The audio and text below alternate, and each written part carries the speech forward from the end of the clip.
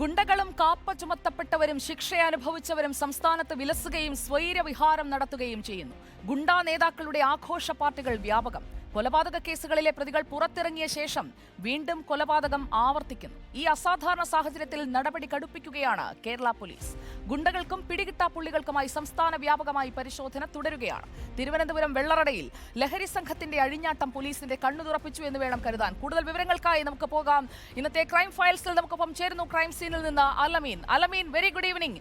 ഗുണ്ടകളെ ഒന്ന് പിടിച്ചുകെട്ടുന്നതിനായി പല പരിപാടികൾ നേരത്തെ ആസൂത്രണം ചെയ്തിട്ടുണ്ട്. ഇപ്പോൾ ഈ സാഹചര്യത്തിൽ എന്താണ് അടുത്ത നടപടി?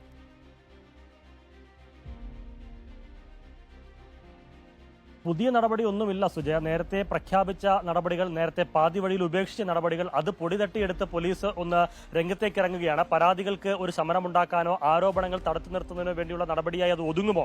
ഇനി അതല്ല ഗുണ്ടകളെ അമർച്ച ചെയ്യാനും അവരെ പിടിച്ചുകെട്ടാനും പോലീസിനാകുമോ എന്നുള്ളതാണ് പ്രധാനപ്പെട്ട ഒരു ചോദ്യം. അതിനുള്ള ഉത്തരം തന്നെയാണ് കേരളം തേടുന്നത്. പ്രത്യേകിച്ച് കഴിഞ്ഞ കുറെ ദിവസങ്ങളായി ഗുണ്ടാ നേതാക്കളുടെ സ്വൈരവിഹാരം സംസ്ഥാനത്ത് നടക്കുന്നു.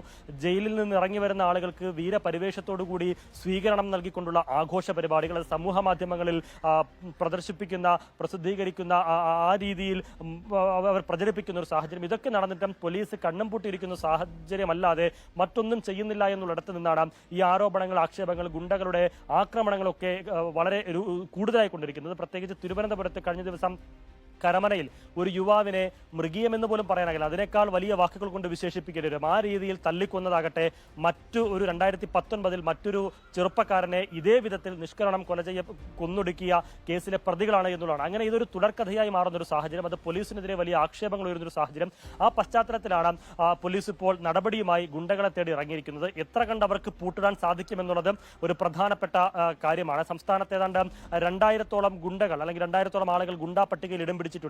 ലോക്സഭാ തെരഞ്ഞെടുപ്പിന്റെ വോട്ടെടുപ്പിന് മുമ്പ് തന്നെ ഇവരെയെല്ലാം അറസ്റ്റ് ചെയ്യണമെന്നൊരു നിർദ്ദേശം DGP, ക്രമസമാധാന ചുമതലയുള്ള ADGPക്കും താഴേക്കുള്ള IG-മാർക്കും SP-മാർക്കും ഒക്കെ നൽകിയിരുന്നതാണ്. പക്ഷേ വെറും 170-200 താഴെ ആളുകളെ മാത്രമാണ് അറസ്റ്റ് ചെയ്യാനായത്. 1500-ഓളം ആളുകൾ ഇപ്പോഴും വിലസി നടക്കുകയാണ്.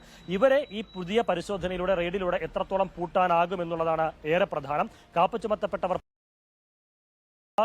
നിയന്ത്രണം ഏർപ്പെടുത്തിയിടങ്ങളിൽ തന്നെ അവർ സജീവമായുണ്ട്.